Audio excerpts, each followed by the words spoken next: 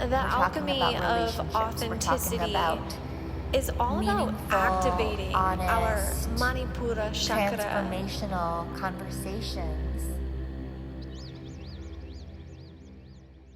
3, 2, 1, here we go. So here we go. Hi everybody. My name is Rebecca. I'm Michelle. And welcome to the Alchemy of Authenticity. This is our first podcast episode, and we're really excited. So excited. So the way we're going to do this is we'll talk a little bit about who we are and how this came to be, and then just share a little bit with you. Yeah, let's do it. You start. Okay. So Michelle lives behind me, and I was watching her dog, and I saw her a couple of times. She came over in the morning, and then she came over at night. We talked a little bit, and she started telling me about all these things that she was doing. She was going to travel to Mexico. Yeah. She's going to travel to Mexico next month. She was doing aerial performances. So fun. She was going traveling with her husband, that they'd been together for 1 year. Mm-hmm. What else were you doing? Oh, Ella. Hanging out with Ella. Hanging out with her little girl who's 5 now? 5. Mm-hmm. And she's also a physician's assistant. Mm-hmm. So like she's working a lot. And her life is very full, and she was explaining some stuff to me, especially about the trips. And when she left, I had this pang of yearning, like I want to have such nurturing, fulfilling things going on in my life too. And I felt really jealous. I felt like I didn't want to be doing what you were doing. Like I didn't want to be doing aerial, and although I did want to go to Mexico. You can come. Let's do it. But I felt like your life was full of things that were really nurturing and fulfilling to you, that you loved. And I recently had my life open up for a couple different reasons. Like my son's no longer living with me, and that creates a huge space. Yeah. And I also stopped working my other job that filled up a lot of time. And so I have more space, and I was feeling the void. Mm-hmm. I was really feeling the void. And so I felt like this ache, and I was kind of sad. And then in my yoga practice, I was doing my Kriya, Mm-hmm. and the thought started coming to me like, wait a minute, I want to talk about this. Yeah. I want to tell Michelle how I'm feeling, and then I want to talk about it with other people. Yes. And then I want to talk about what it's bringing up and how we can deal with it. And I wanted to share it with you. Oh my gosh, and I'm so glad you did.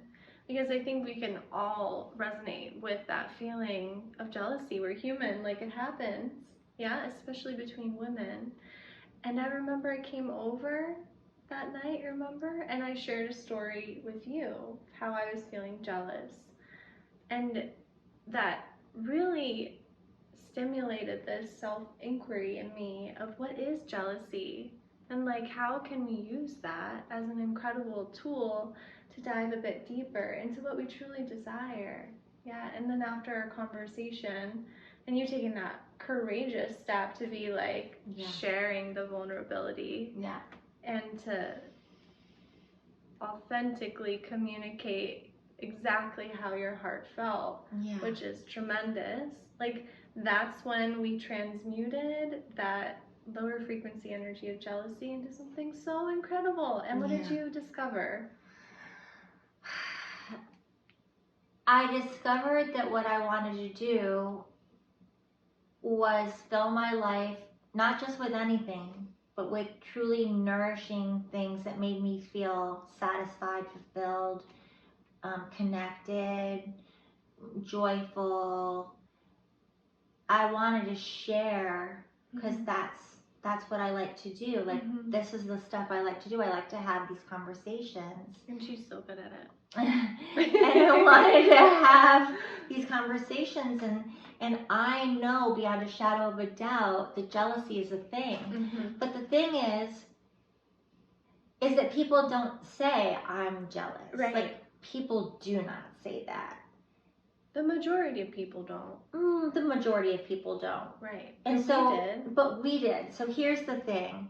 Like, I know some people that would never in a million years ever say, I'm jealous. They would rather die before having that confrontational conversation that is so vulnerable. And uncomfortable. That's right. And I remember, I'm really good at having confrontational conversations. I'm getting better. Like, once you start, it definitely gets easier. Yeah. I was that person. Because there's a payoff. Yes. Because there's a payoff, like, okay, so I'm going to take this leap, and I'm going to tell her the truth about how I'm feeling. And this is the thing, though. This is super key. I felt like I could. Yeah. Like, I felt like I could because, how long have I known you now? Is it like, what year is it? 2 years. 2 years?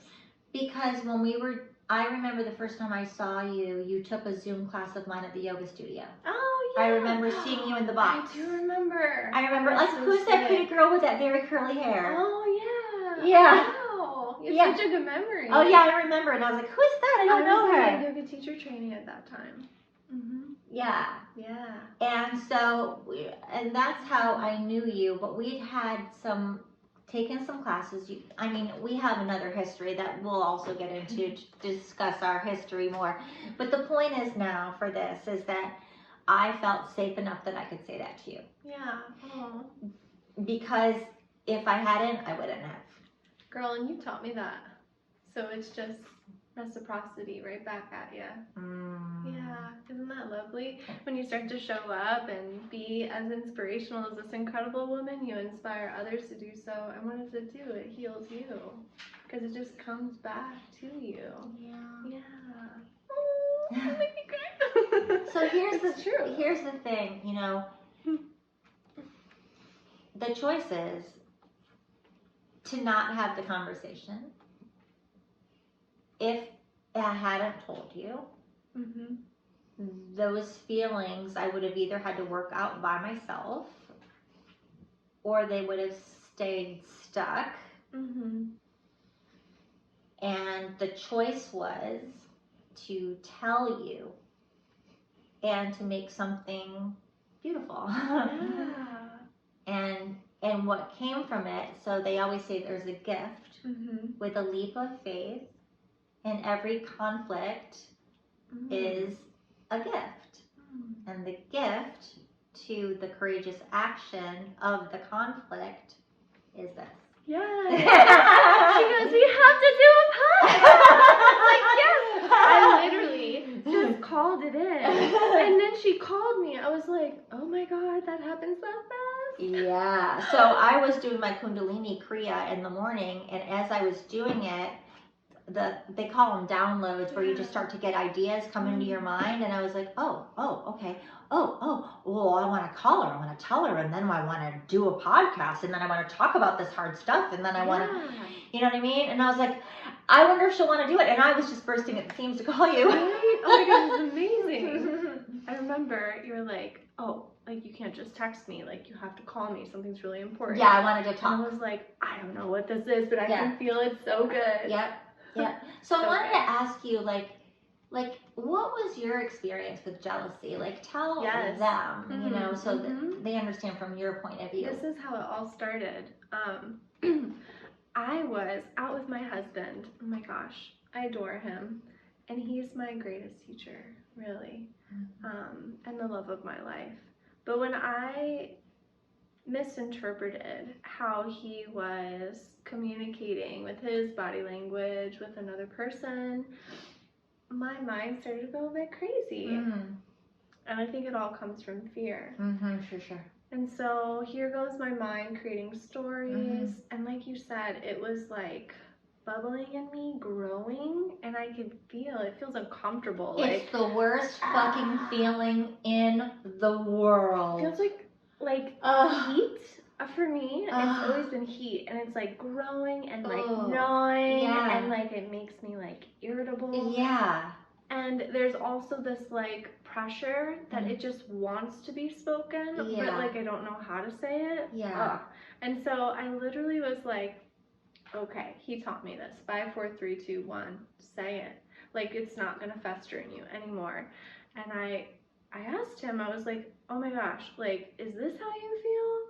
Because this is what my mind is telling me and my body's going crazy. And he goes, no. I was like, okay, like I still feel the same way, even though you said that. And we talked and talked and talked about it. And then, you know, a bit of time went by, a couple days, and then it finally settled in me. Like it was soothed. But I think because there was such an incredible doubt, like it wasn't instantaneous like our conversations before. And what do you attribute that incredible doubt to? Yeah, to my insecurity.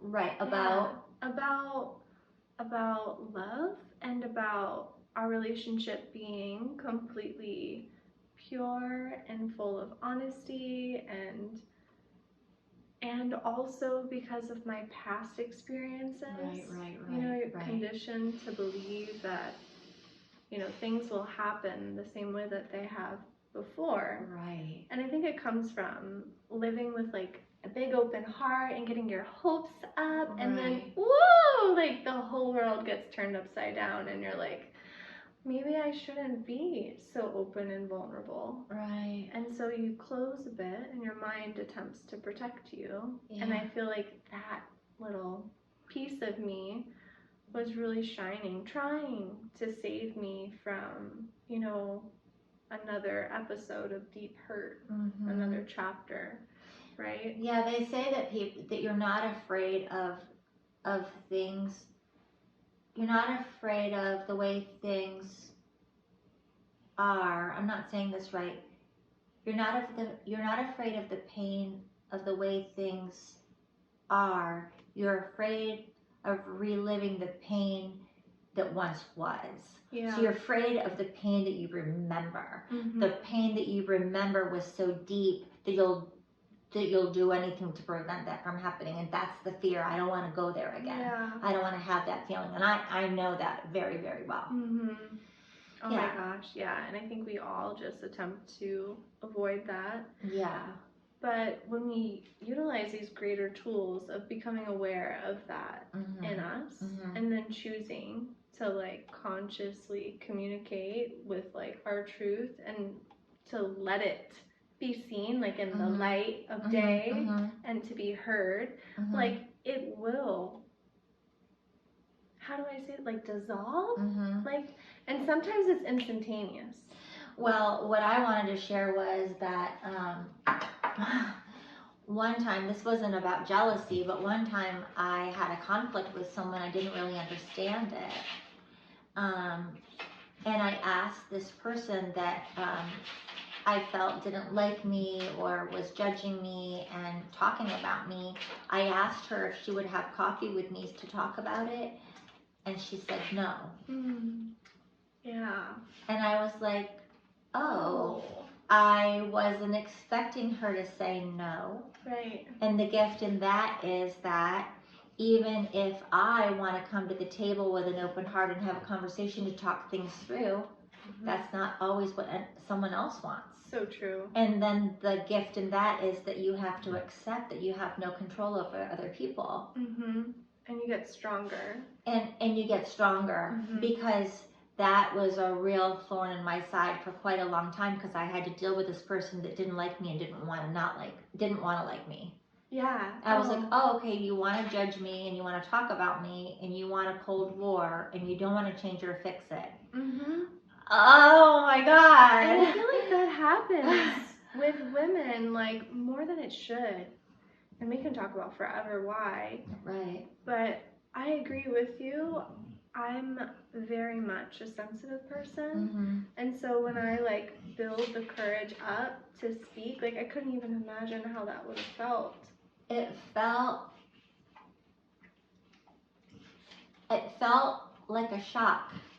Like when she looked at me and said, "No, I would not," I was like, wow. Yeah. Oh, no, you would not like to talk to me. No, you would not like to see how we can resolve this. No, you would not like to connect with me in any way, shape, or form. It was a real blow of rejection. Yeah. And yet, I would do it again. Right. The gains have far outweighed the losses in my life when it comes to having these confrontations where I say, "Would you like to talk to me?" Bella, say hi to the camera. You're hearing all of her sounds. You're famous now. So yeah, I mean, so it's not always going to work out. The message, you know, what I want to say is that it's not always going to work out. You're not always going to have somebody. It's not always going to turn out like us. Right. Everybody's not always going to want to talk things through or to get to the other side of you. Yeah, that's so true. But to keep going, right? Because you get stronger. Yeah, your skin becomes a bit thicker, and then you find that person that you can openly communicate with, and they hold that space for you and create magic. That's right. Yes. And you sort of find your tribe that way. Yeah. Because you know who's not your tribe, Mm-hmm. and those people don't want to connect with you, and you can't make them. Right. And they're not meant to, for whatever reason. So that lesson was about, you know, control and acceptance of the way things were. Mm-hmm. And I think very much so, like, letting go, right? Because I know me personally, if that were to happen, like, I'm like, oh my God, why doesn't she want to have coffee with me? And like, your mind could just go a million miles an hour, and you could spend all that energy kind of working yourself up about the situation where you can just take a deep breath, let it go, and just like move on. That works in theory, but for me it was quite a process of that acceptance, to accept that, you know, and I was confronted with this person, you know, on a daily basis sometimes, and so it was quite a process. But I can say, you know, I can tell you that, you know, by the end of me having to see her anymore, it was gone. Like, it was really a big, good, hard lesson. Yeah. For sure. And with what happened between my husband and I was ultimately just jealous of the connection that he experienced with a brand new stranger. Right. And I was like looking into his eyes, looking into their eyes, and I was like, are you like, do you love them? And I was like so confused. I felt like a little puppy, like just observing, like, what is going on, you know? And I think it really came from an immature perspective of love. And I've never had it modeled in the way that it was healthy in this platonic type of love. I thought it was always kind of romantic that way. Yeah. And then once he, you know, showed me that it could be completely platonic, I was like, oh, like, how do I do that? Right. You know, I'm curious now. Right. Not everything is like romantic or sexual or, and I understand that too, because I don't know if that was ever modeled to me either. But I do think, like, a lot of my problems and issues, I could say, have been worked out with friendships with women. Yeah. Oh my gosh, and that's the alchemy of it. Really. Yeah. Like, I feel like when two women are in communion, this is like the divine embodiment of God. You know, communication is so key, and when you speak the truth, like, it literally will set you free. Yes. Like liberation. It really does. It is as much of a cliche as it is.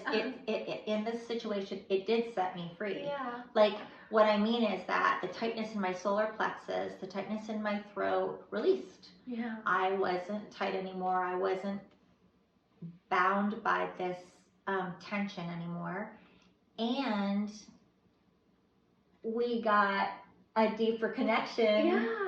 And we decided to do this. Right. Okay, it sounds just like the universe. I'm totally such a science nerd, but everything comes from like this contraction. Like think of like a black hole. Everything's just like coming in on itself, and then like the Big Bang is like, and then the explode and the expansion. The universe is continuing to expand.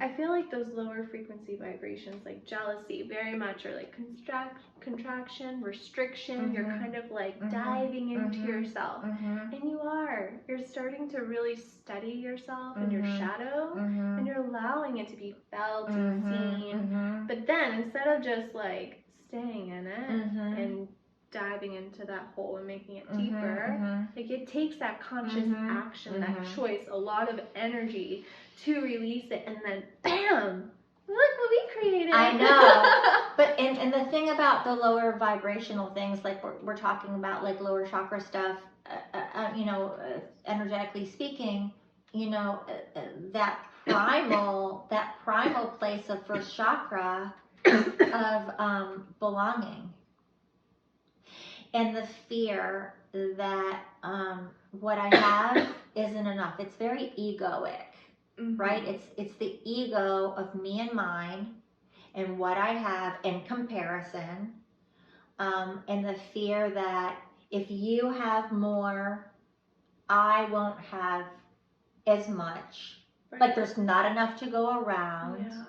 Like if she has it that I don't, and that's why if you raise if you approach it from the heart, then you see this compassionately, and you make a connection from honest, authentic desire to connect with someone. Then you see that there is more than enough to go around, and that these higher vibrations, like they say that there's only one of us here, right? There's only one. We're all so connected that your happiness is intricately connected to mine, Right. and that if you're happy, it feeds mine.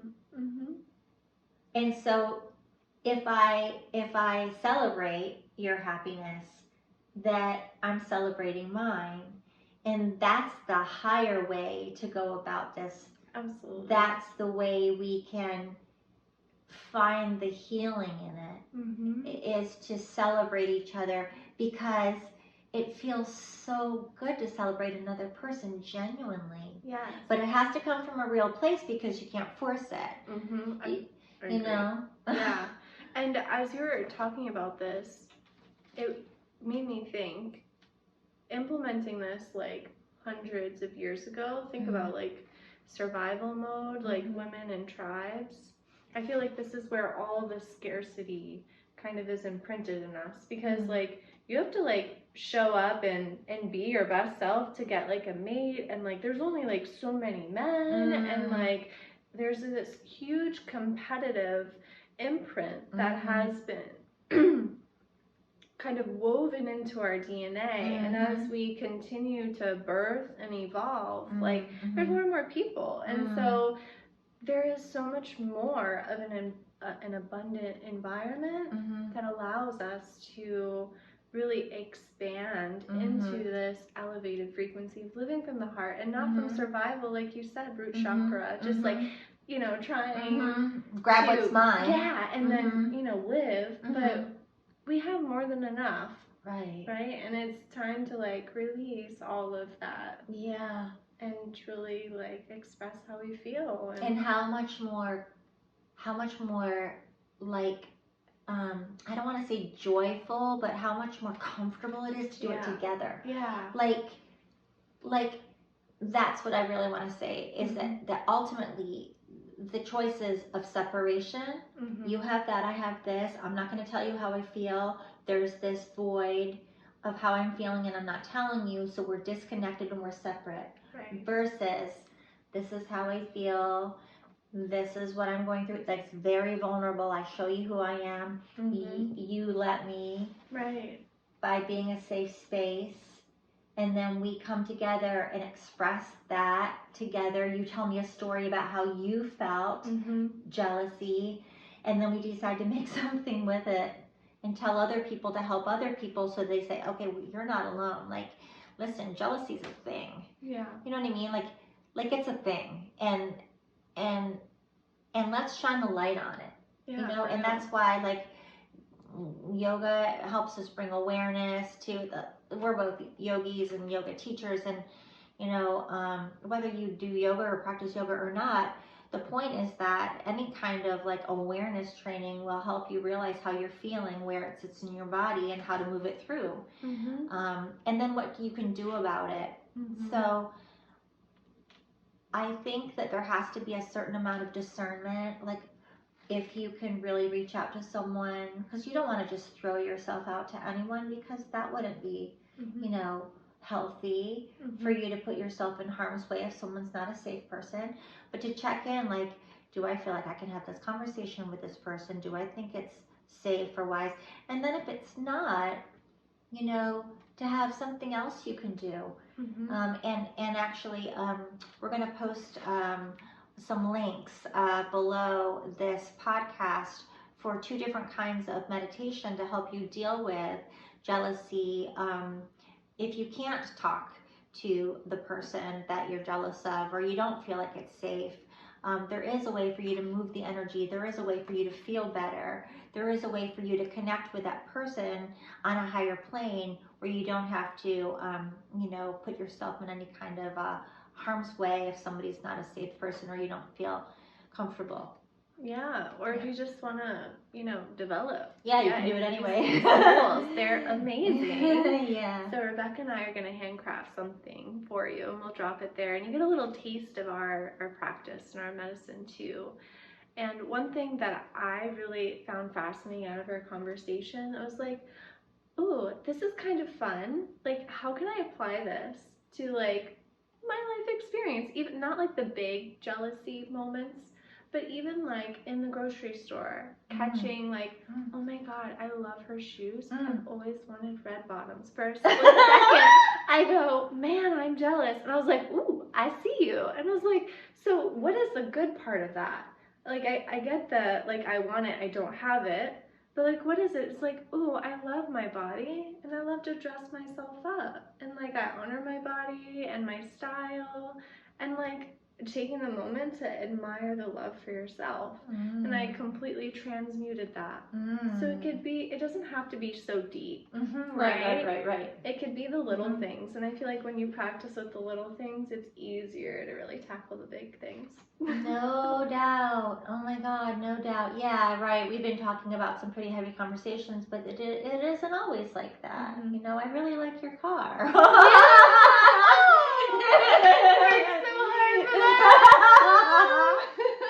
Yeah, so another thing is like, you know, to go back to what I said about Michelle is like, you know, to look at jealousy and what it's bringing up in you, and say, okay, what about this is making me jealous? And what can I do to give myself what I want? Yeah. Like the feeling is, oh, I want to be nourished. I want to be fulfilled. I want to have fun. I want to do things that mean something to me. I want my life to be full of joy. What can I bring into my life that's joyful, that's fun, that's nourishing, that's this, that's the other? And you use yourself as your own little like spiritual scientific experiment. Yes. Oh my God. Right? And you journal about it, and then you make podcasts. Yeah. Oh, and you really like fall deeper in love with yourself. That's right. Discover. And you build the life that you love. Yeah. Because you're more aware of what you really want to bring in. Oh, so good. And that's what we want to do for you guys. You know, we're talking about stuff that matters to us, and I know that we don't live in a vacuum. I know if it matters to us, it probably matters to you.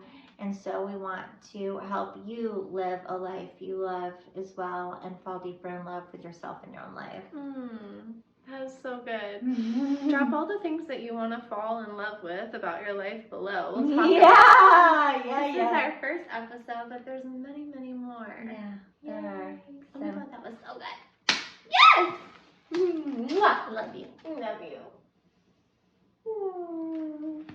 Okay, doesn't she look adorable? You're the one that looks adorable after just getting back from Ariel. I'm stinky. experience as Scary. heaven on earth.